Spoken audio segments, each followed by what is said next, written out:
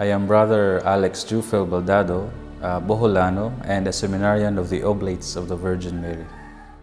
I grew up in an island south of Cebu. It's called Bohol Island, basically, and then, it's a provincial island, meaning people will just live there, but then they come to the city, like Cebu and Metro Manila, to work. And growing up, it's like I was just an ordinary kid playing with our own native different games. The first time that I met one of the Oblate priests was when I was working in a convent, in a construction firm with my brother, because my brother is a foreman of that construction firm, and he is working just nearby in this seminary, and I always saw Father Tam Haki. That was way back to 2001. And I kept wondering who's that person is, because when I always saw him, is wearing this habit, the white and black sash. So I was wondering who that priest might be. And then it was providential that in our church, where also I serve as one of the choir members, I saw the poster of the Oblates of the Virgin Mary, and I saw the face of Father Tam Haki in the poster. So it was providential that I was attracted first with the habit, with the priests, and then we Filipinos have a special devotion to the Blessed Mother. So it was so dear to us, and in myself as well, that I saw this community, this congregation, which is very devoted to the Blessed Mother, to the Blessed Virgin Mary. So I didn't hesitate to enter, to apply for this congregation. And apart from that as well, one of our officer in high school, parent officer, knew Father Greg Short.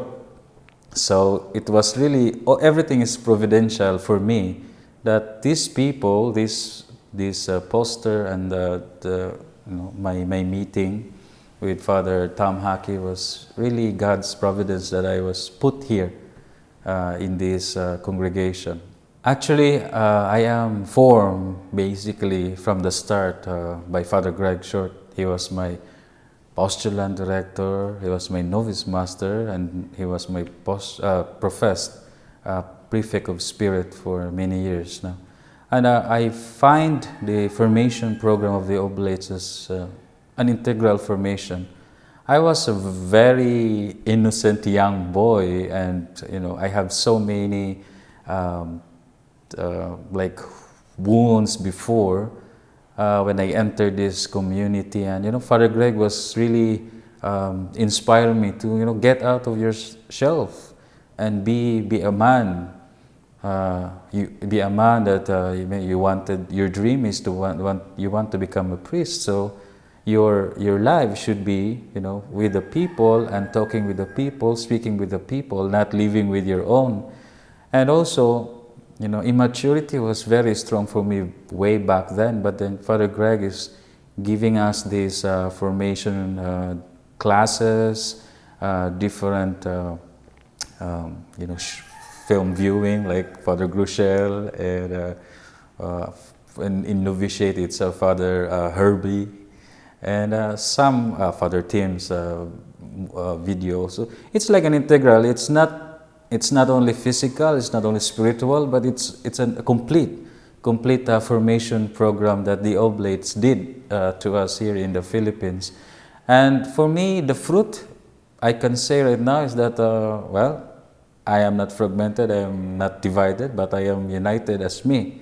And I can say that I owe this all to the trainings that I had with Father Greg Short, because for many years we've been together. He was like my tata, my father in the community. Well, here, basically before coming here, we went to the rough seas in terms of academics, programs and doing thesis and preparing ourselves.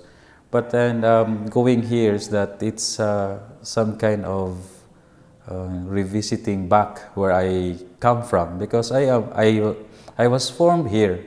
Basically, I spent all of my formative years in this seminary in Cebu before I was transferred in Manila for my theological studies.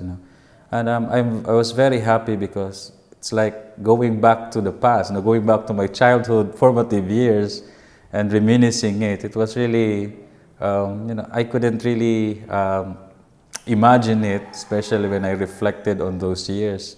So right now, after all those formation programs that I've been through, actually I'm still in the formation program, but I am now waiting for my, hopefully next year, my ordination, basically my final vows, and then my ordination to diaconate and priesthood.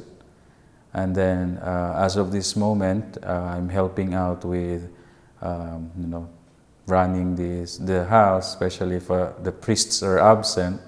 I am taking in charge of running this community and being the brother in charge of with the seminarians, with my fellow brothers in this community. First, worthiness is that all of us are unworthy for this call. I mean, I myself can say I'm not worthy for this call, because as sinful as we are not really worthy for this God's call. But then it's also a privilege that needs to be responded. Just being with the people, serving them, meeting them, and inspiring them, sharing to them what is life and what is the love of God. And then it's really the fulfillment that I was looking for, and that was also my contentment in life. I'm contented and happy now. So, yeah.